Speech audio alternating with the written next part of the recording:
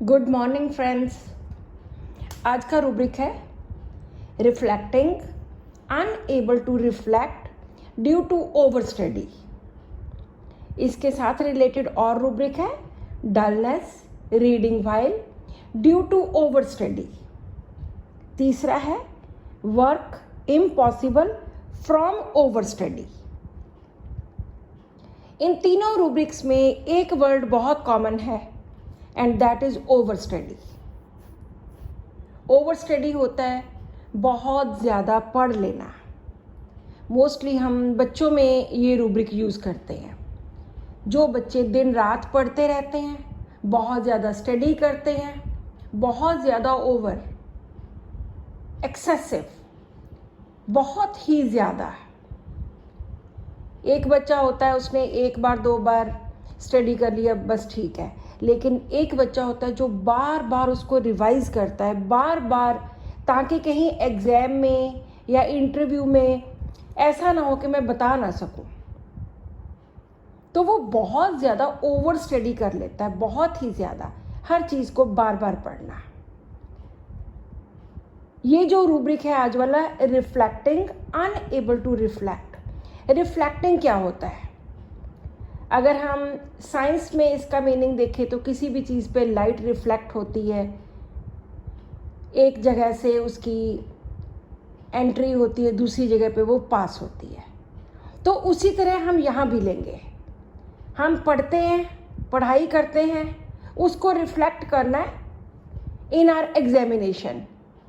Paper में उसको लिखना है, एग्ज़ाम में लिखना है, इंटरव्यू में बताना है उनको। तो यहाँ पर रिफ्लेक्टिंग अनएबल टू रिफ्लेक्ट, वो कर नहीं सकता, अनएबल। इतना ज़्यादा इस बच्चे ने पढ़ लिया कि अब दिमाग से कुछ बाहर ही नहीं आता, टोटली ब्लैंक हो गया। एग्ज़ाम आया, सब कुछ पढ़ा हुआ है, सब कुछ याद है, बट एग्ज़ाम वाले दिन ही is not able to reflect. वो लिख नहीं पा रहा, उसे क्वेश्चंस के मीनिंग उसके ध्यान में आ नहीं रहे, पढ़ा हुआ सब कुछ है। इसके साथ ही दूसरा रूब्रिक है डलनेस रीडिंग वाइल। उसने इतना पढ़ लिया है, ओवर स्टडी कर लिया है कि अब टोटल डलनेस, दिमाग बुझ हो गया उसका। अब उसका दिमाग काम ही नहीं कर रहा, टोटली डल हो गया है।